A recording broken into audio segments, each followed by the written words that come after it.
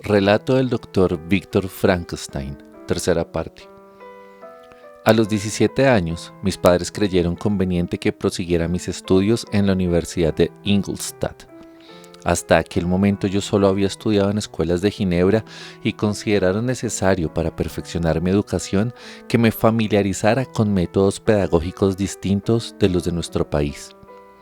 Mi partida se fijó para una fecha muy próxima, pero antes del día acordado ocurrió la primera desgracia de mi vida, presagiando en parte mis futuros sufrimientos. Elizabeth contrajo la escarlatina y la enfermedad se agudizó de tal forma que hizo temer un desenlace fatal.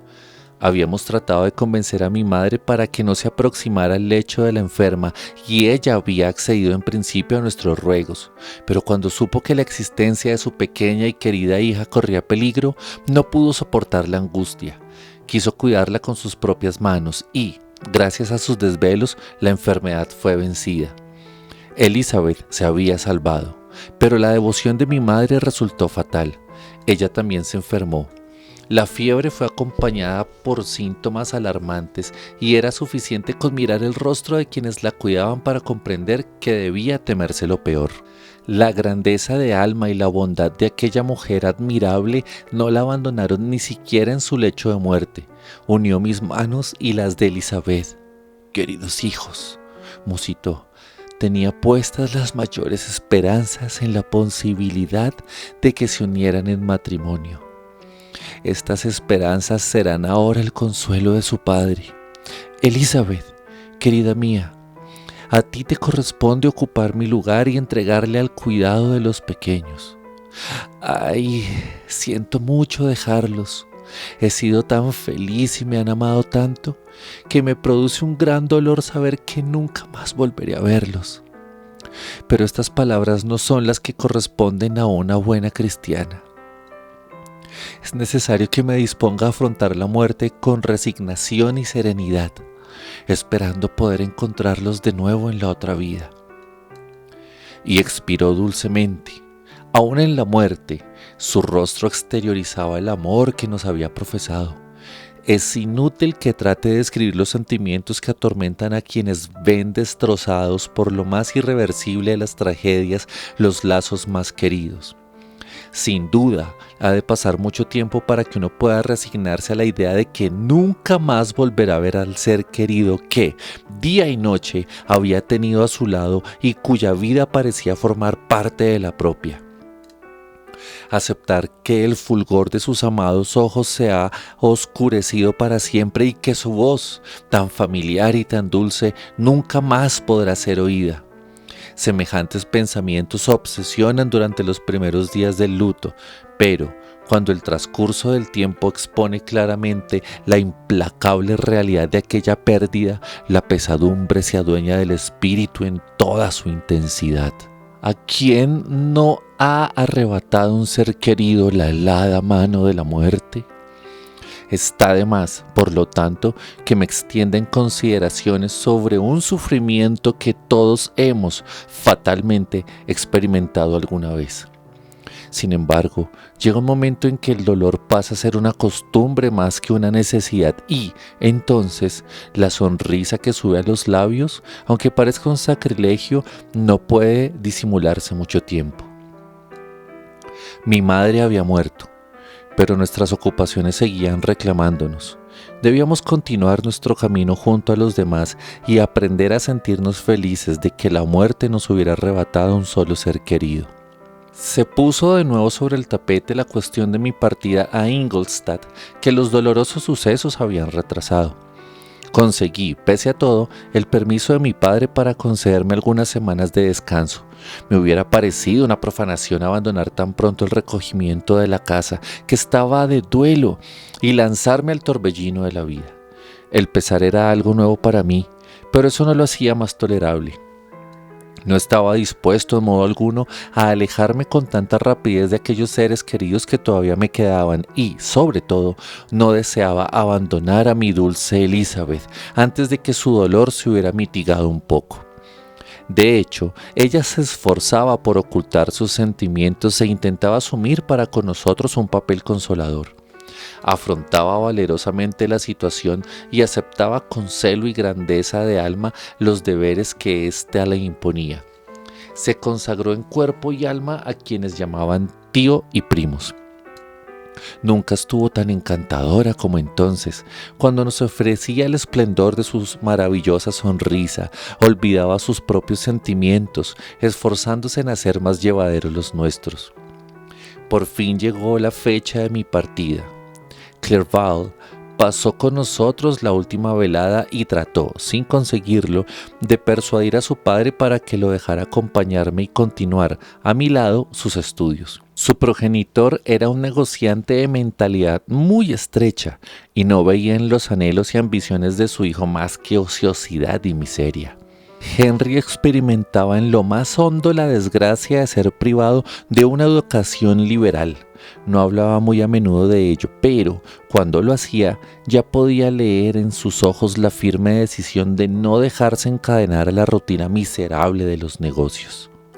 Permanecimos juntos hasta muy tarde sin osar alejarnos el uno del otro ni pronunciar la palabra adiós. Sin embargo, era preciso decidirse y nos retiramos con la excusa de descansar convenientemente, creyendo cada uno de nosotros que liberaba así a los demás de una penosa carga. Pero cuando, al amanecer, bajé para tomar el coche que debía llevarme a Ingolstadt, todos estaban allí. Mi padre para bendecirme, Clerval para estrechar mi mano por última vez, y mi Elizabeth para repetirme que escribiera a menudo y para prodigar de nuevo la dulzura de su presencia femenina a su camarada y compañero de juegos. Me dejé caer sobre el asiento del vehículo y mientras me iba alejando hacia mi nuevo destino, me entregué a los más melancólicos pensamientos. Ahora estaba solo. Yo que siempre había vivido rodeado de amigos llenos de ternura, cuya principal preocupación era procurar a quienes estaban a su lado la mayor alegría posible. En la universidad tendría que hacerme mis propios amigos y cuidarme solo. Hasta aquel instante mi vida, esencialmente familiar, había sido muy ordenada y aquello me hacía experimentar una invencible repugnancia hacia una nueva existencia. Adoraba a mis hermanos, a Elizabeth y a Clerval. Sus rostros me resultaban familiares y me consideraba por completo incapaz de acostumbrarme a la compañía de extraños. Estas fueron las reflexiones que me asaltaron al comienzo de mi viaje. Pero, a medida que iba alejándome del hogar paterno, mi imaginación tomó un carácter menos lúgubre y recobré mi esperanza. Deseaba ardientemente adquirir nuevos conocimientos. Me había repetido a menudo que sería lamentable permanecer toda mi juventud encerrado en el mismo lugar y aspiraba a descubrir el mundo y a conquistar un lugar en la sociedad. Ahora mis deseos se estaban llevando a cabo y no sería coherente lamentarme por ello. Durante el largo y fatigoso camino, tuve mucho tiempo para pensar en todas estas cosas y en muchas más.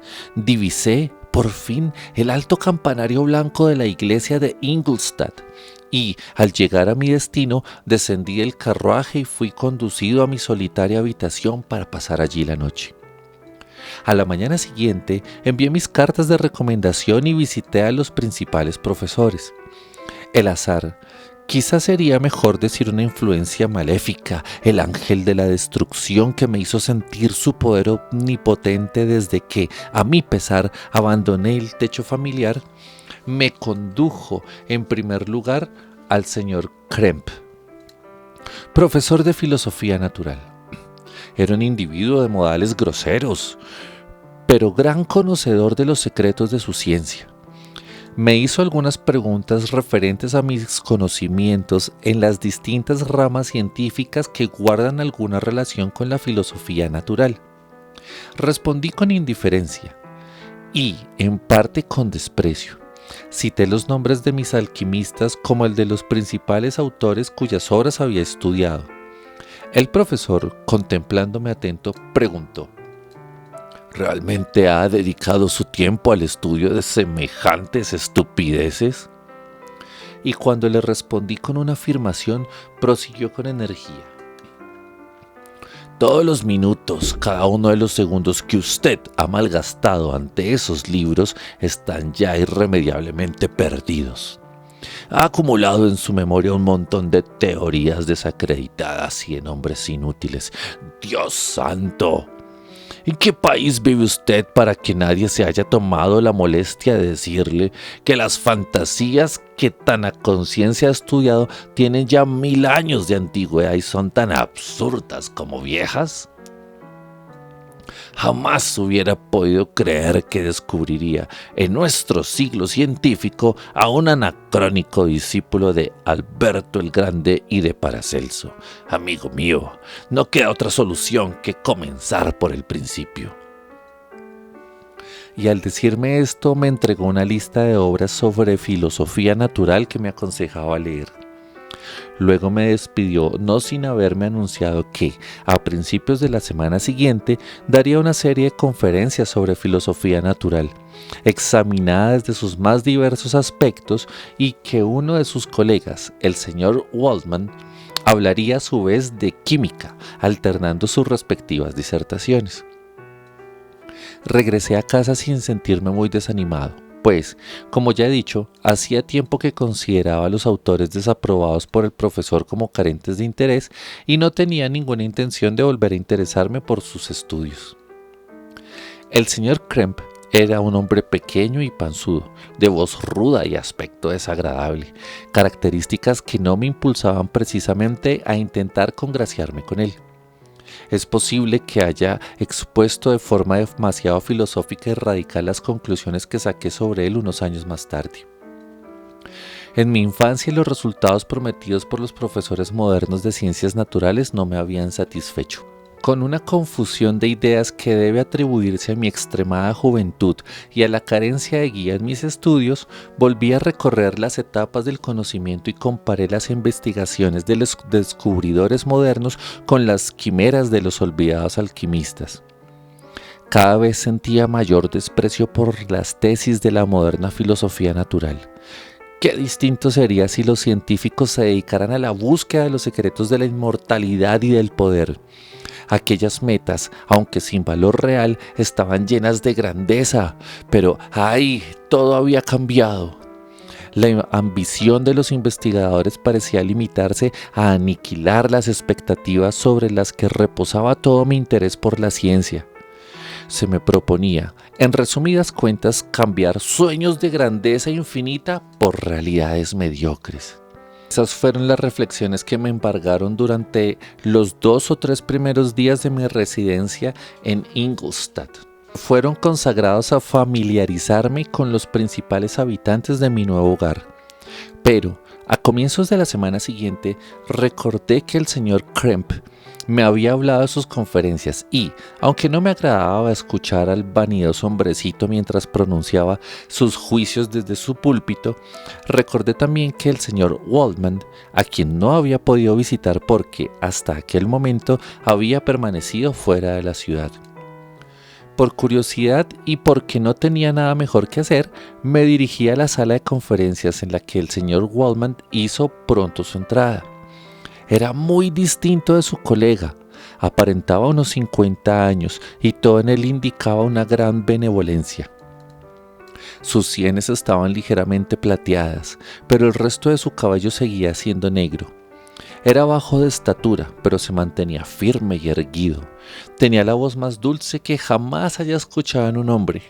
Comenzó su disertación haciendo un breve resumen histórico de la química y de los distintos descubrimientos debidos a los sabios, cuyos nombres más eminentes citaba con admiración y fervor.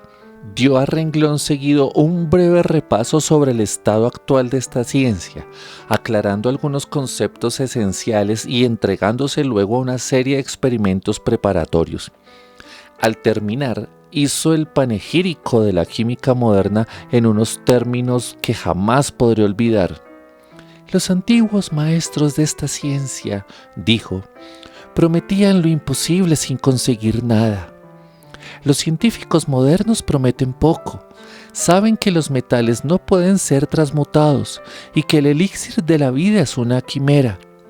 Sin embargo, estos filósofos cuyas manos parecen servir tan solo para hurgar en la suciedad y manejar el microscopio o el crisol han conseguido verdaderos prodigios. Se introducen en las profundidades de la naturaleza y averiguan sus motores secretos. Han descubierto el firmamento, el principio de la circulación sanguínea y la composición del aire que respiramos. Han logrado poderes nuevos y casi ilimitados. Dominan el rayo, determinan los terremotos y descubren, algunas veces, aspectos del mundo invisible. Estas fueron las palabras del profesor, o, mejor dicho, el mensaje que el destino enviaba para destruirme. Mientras terminaba su conferencia, tuve la sensación de que mi espíritu se hallaba de pronto frente a un enemigo palpable. Todos los resortes que accionan el mecanismo de mi cuerpo fueron sacudidos uno por uno, hicieron vibrar cada una de las cuerdas de mi sensibilidad. Pronto no hubo en mi espíritu más que un solo pensamiento, un deseo, una meta. Mucho se ha logrado, clamaba mi alma, pero tú lograrás más, mucho más. Siguiendo las huellas de aquellos que me habían precedido y, superándolas, sería un explorador comprometido en el descubrimiento de nuevas rutas. Estudiaría las fuerzas todavía desconocidas y revelaría al mundo los misterios más secretos de la creación. Aquella noche no pude cerrar los ojos. Mi ser más íntimo se encontraba en ebullición y presa de la más viva inquietud. Presentía que todo podía ordenarse, pero no tenía el poder de establecer este orden. Poco a poco, mientras el día comenzaba a anunciarse, fui cayendo en el más profundo sueño y, al despertar, las reflexiones que me habían dominado la noche anterior me parecieron una pesadilla. Solo me quedaba tomar una decisión: reemprender mis antiguos estudios y consagrarme a una ciencia para la que creía tener un don natural. Aquel mismo día fui a visitar al señor Waldman.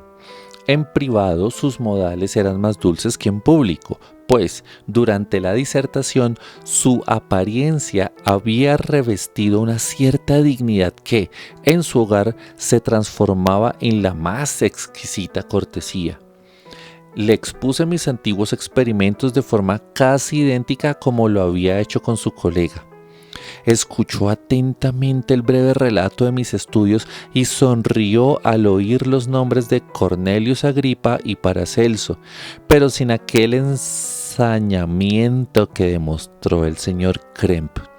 Me dijo: gracias al celo incansable de aquellos hombres, los filósofos modernos deben el fundamento de la mayoría de sus conocimientos.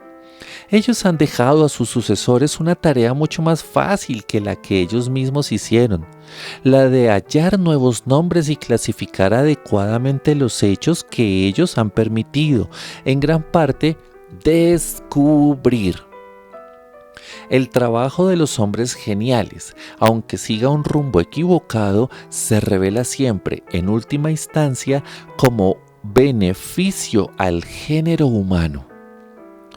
Escuché aquellas palabras que fueron pronunciadas sin vanidad ni afectación, y le dije luego que su charla había sido la responsable de mi inclinación hacia los químicos modernos.